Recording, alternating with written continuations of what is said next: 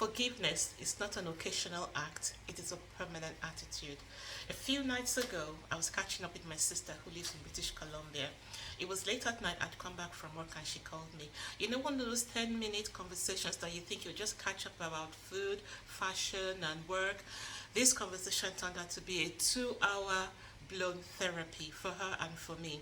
She was telling me about an issue she was having at work with one of her colleagues. There was a little bit of misunderstanding, miscommunication going on, and she was at crossroads. She had no idea what to do, and she asked me, what do I think? And I remember being in such a situation myself at work where maybe what I'm saying is not coming across as I thought it would, or I'm not receiving what that person is saying to me in the way that she thought I would receive it. And there was a little bit of crossroads and cross lines going on. And I remember that what I did was to try and envisage and put myself in the other person's shoes, see myself through the other person's eyes, and try and gauge where they're coming from.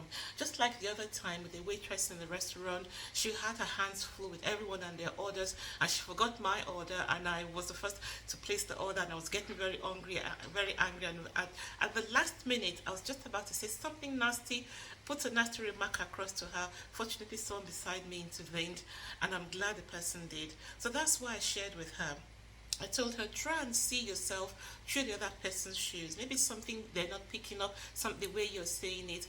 And silence. That last minute when you're trying to say something, a cutting remark, just silent and think. And that moment's pause could be what will save the day. Then I said, go to this lady and explain genuinely how you're feeling and how puzzled you are. And you'll be amazed how things will work out. And after the 2 hour conversation, we went to sleep. And it was refreshing to think that she'd gone to sleep, she'd gone off, despite the hour different and the time different and the oceans of miles between us. She got the message, I got the message. It was therapy for both of us. And next time we promised that when we catch up, it will be about shoes, fashion at work, and we'll be able to encourage one another. So I want to ask you, what's been your memories moment, that point where you've almost said something cutting to somebody and you stopped and you envisaged and put yourself in their shoes and you realized, it's a little bit of cross lines, miscommunications, silence and a kind word can put it right. Why don't you share it on our platform, Memories Online, and let's continue to encourage one another, and I wish you have a lovely week. Take care.